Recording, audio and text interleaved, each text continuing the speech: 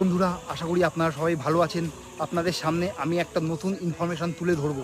আপনারা যে ট্যাঙ্কটি দেখতে পাচ্ছেন, এই ট্যাঙ্কটির নাম হলো বিজান্তা মার্ক ওয়ান। এটি 1965 সালে ভারত প্রথম যুদ্ধে ব্যবহার করেছিল। এমনকি 1971 সালে ইন্ডিয়া পাক যুদ্ধেও এটি ব্যবহার করা হয়েছিল বাংলাদেশকে হেল্প করার জন্য। 1965 থেকে 1986 পর্যন্ত ভারত ব্যবহার করেছিল। 1989 সালে এই ট্যাঙ্কটির ব্যবহার একদম বন্ধ হয়ে যায়। 2008 সালে এটি ভারত নিজের সামরিক বাহিনী থেকে বহিষ্কার করে দেয়, কারণ এর ছোট ছোট যন্ত্রপাতি বাজারে না মেলার কারণে।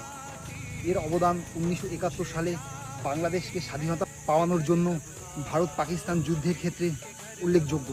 পরে ভারত এর নতুন version Vijayanta mark one A, Vijayanta mark one B, Vijayanta mark one C এবং পরবর্তীকালে বিজয়ন্তা মার্ক টু ভারত তৈরি করেছে।